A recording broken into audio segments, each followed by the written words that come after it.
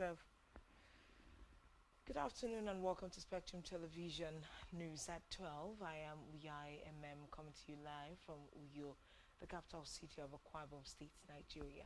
Let's take a look at some of the major stories.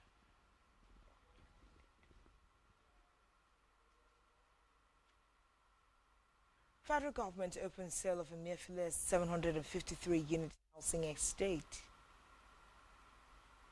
Senate probes alleged inclusion of non-indigens in Bauchi slot for Air Force recruitment. Plus, Trump unveils plans for Golden Dome defense system. We'll bring you details of these stories and more in a moment.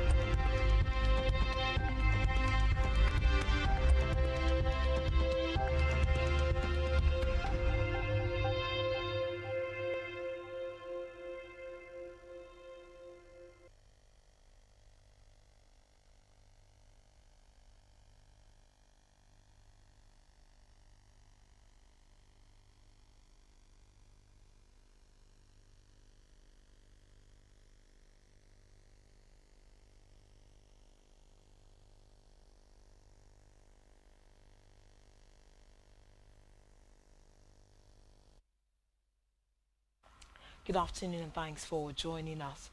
First on the news reports this afternoon is from the national scene where the federal government of the Federal Ministry, I beg your pardon, of Housing and Urban Development has officially taken over a 753-unit housing estate in Abuja, formerly linked to the ex-Central Bank Governor Godwin Emefiele and recovered by the Economic and Financial Crimes Commission, AFCC.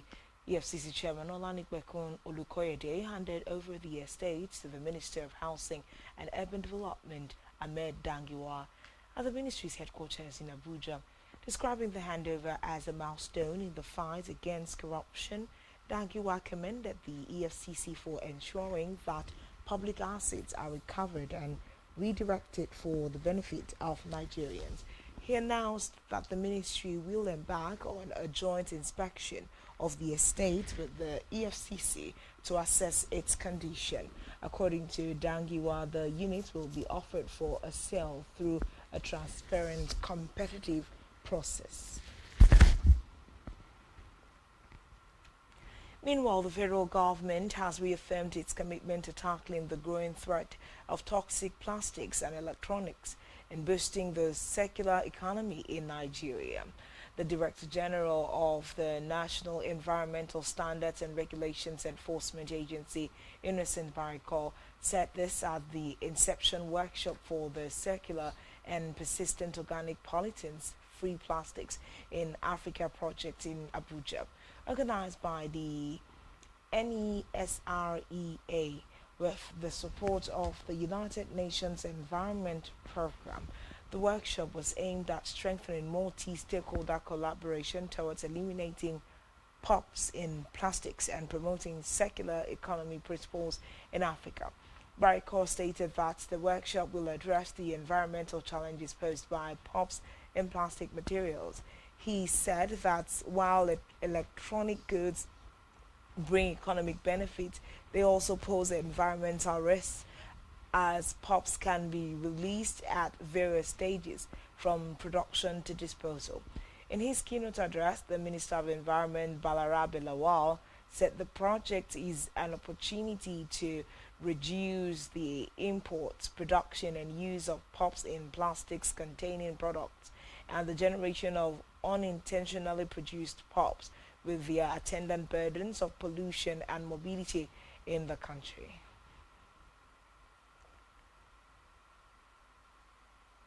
Move now to the nation's leader, President Bola Tinubu, who has arrived in Abuja after a two-day visit to the Vatican City in Rome, where he attended the inauguration of the 267th Pontiff, Pope Leo XIV.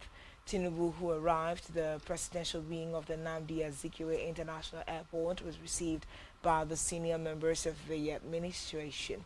Among those who welcomed the president on arrival were the Secretary to the Government of the Federation, SGF, Senator George Akume, National Chairman of the All Progressives Congress, APC, Dr. Abdullahi Ganduje, and the Minister of the Federal Capital Territory, FCT, Nyesom Wike. While in Rome, President Tinubu held talks with authorities of the Vatican and diplomatic and religious matters, during which he reaffirmed his administration's commitment to interfaith harmony. From the red chambers, the Nigerian Senate has begun to investigate a petition alleging the inclusion of non-indigenes as representatives of Bauchi State in the shortlist for the Nigerian Air Force's basic military training course.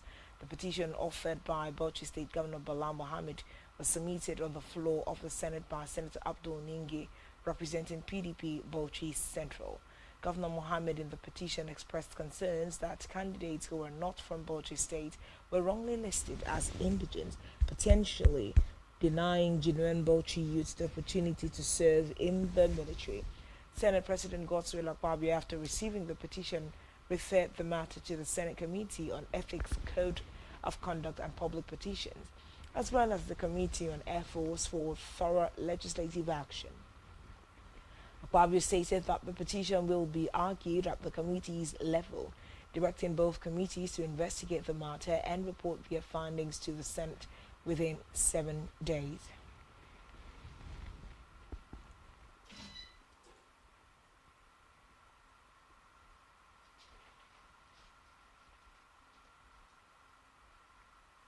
Moving on to the Green Chambers, where the 2025 appropriation bill of the federal 3.3 billion naira is for personnel cost, 343.7 billion naira is for overhead cost, and the balance of 1.28 trillion naira is earmarked for the execution of capital projects.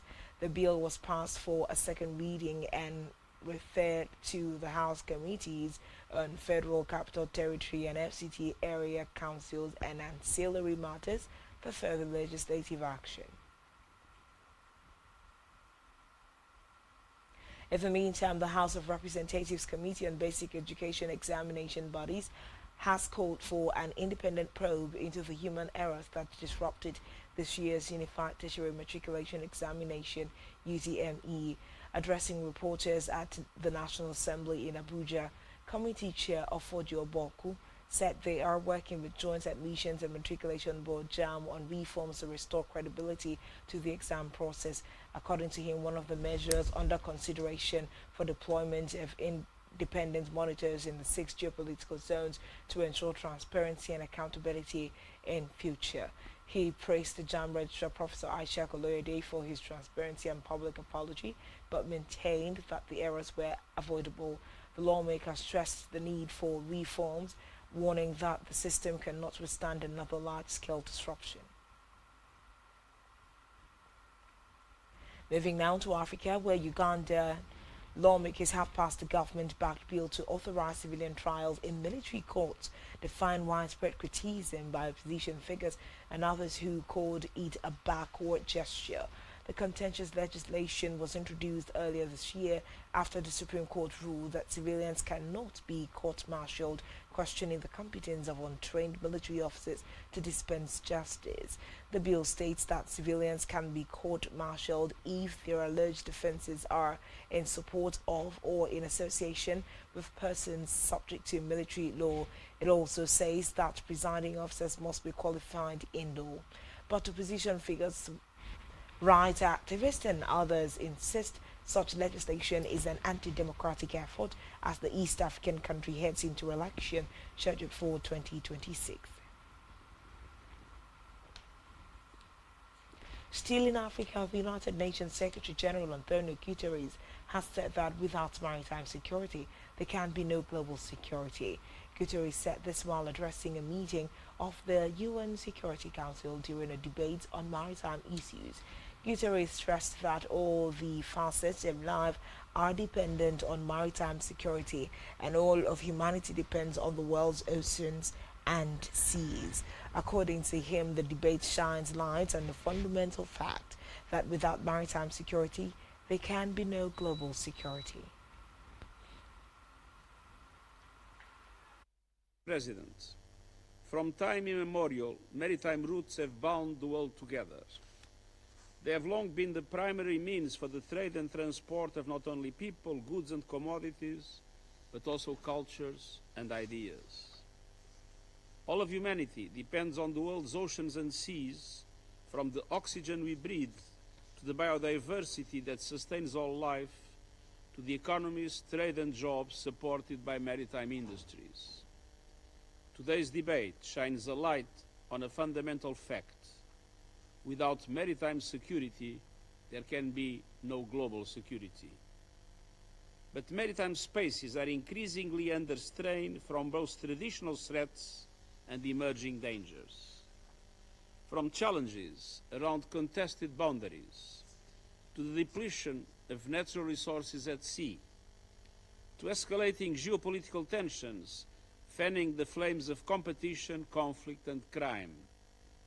Over the years, this Council has sought to address a range of threats that undermine maritime security and global peace.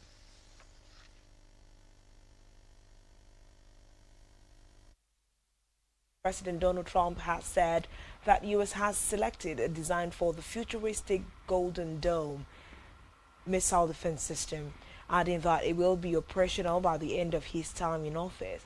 Reports say just days after returning to the White House in January, Trump unveiled his intention for the system, aimed at countering next-generation aerial threats to the United States, including ballistic and cruise missiles.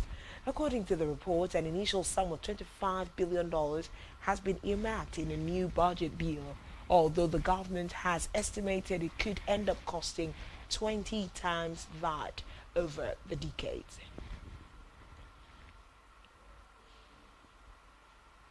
Still on the foreign scene, Britain's annual inflation rate has surged more than expected in April as energy and water bills rose sharply. The Office of National Statistics said in a statement that the consumer prices index soared to 3.5% last month, up from 2.6% in March.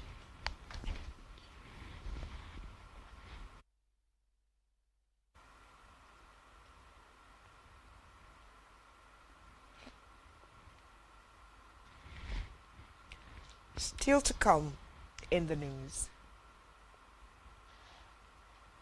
Bellingham to miss start of season after shoulder surgery. Stay tuned for details of this and more in a moment.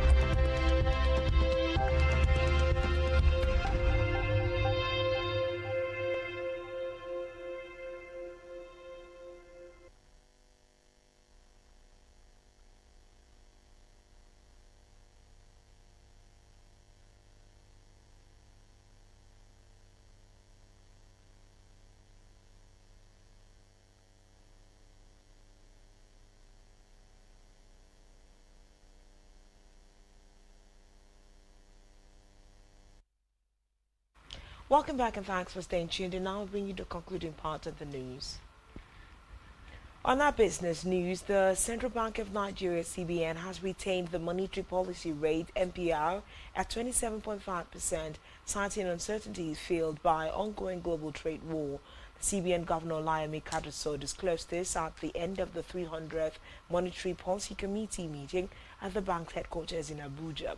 He said the committee was unanimous in its decision to hold policy and thus decided as follows: retain the NPR at 27.50%, retain the asymmetric corridor around the NPR at plus 500 to minus 100 basis points, retain the cash reserve ratio of deposit money banks at 50% and that of merchant banks at 16%, and retained the liquidity ratio at 30%.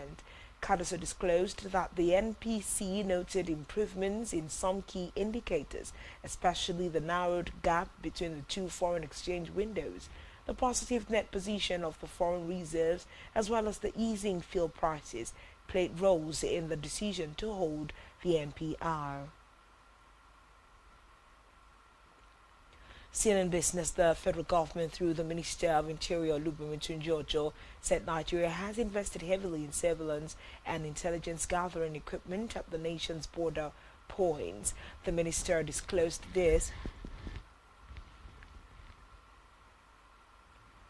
The minister disclosed this in Lagos at the regional workshop on maritime border security with the theme Regional Maritime Border Security in the Context of Counter-Terrorism in the Gulf of Guinea. The minister explained that Nigeria has advanced passenger information API used to profile passengers coming into the country. According to the minister, the API was used to query the passengers' records, antecedents, and travel history. On our health news, the Society of Family Physicians of Nigeria has expressed concern over the lack of routine screening for mental health conditions in Nigeria's primary health care system. Speaking at a press conference in Bagada, Lagos, to mark the 2025 World Family Doctor Day, President of SAFON, Dr. Blessing Chukwukwelu, described the situation as alarming, noting that primary care providers often lacked the training and tools required to identify mental health conditions early. She said the need for routine screening for mental health conditions in primary care settings is largely unmet and leaves significant gap in early identification and management of mental disorders at the community level, where family physicians are often the only accessible health care providers. Now to sports, where Real Madrid and England midfielder Jude Bellingham is expected to miss at least the first 6 weeks of next season when he has shoulder surgery after the Club World Cup. The 21-year-old has struggled with a persistent shoulder problem since 2023, and Real have scheduled the operation for when the tournament in the United States is over. The former Birmingham City midfielder has worn strapping on his shoulder when playing for England and for his club, having initially missed 2 games for both Madrid and England at the end of 2023 after injuring his shoulder against Rayo Vallecano. Bellingham starred in his first season in Spain after signing for £115 million from Borussia Dortmund. He helped Madrid to the La Liga title and Champions League, scoring 23 goals in 43 appearances. Still in sports, Manchester City manager Pep Guardiola broke down into tears as Kevin De Bruyne waved goodbye to the Etihad following his final game. The former Premier League champions have decided not to renew De Bruyne's contract, which expires this summer. This means the 33-year-old will leave as a free agent after a decade at the club, where he won 6 league titles and a Champions League trophy. On entertainment news, Nollywood actress Johnson Mercy Okogie has addressed concerns about her health after a clip of her discussing a cancer scare recently went viral. In the clip, the actress, during a conversation with her colleague Joke Sylvia, recounted her health struggles and her sudden weight loss, revealing that she had a cancer scare and underwent a thyroid removal surgery. Reacting in a video message shared via her Instagram, Okogie clarified that she does not have cancer, explaining that her doctor thought a tumor on her thyroid was cancerous, but it turned out to be non-cancerous.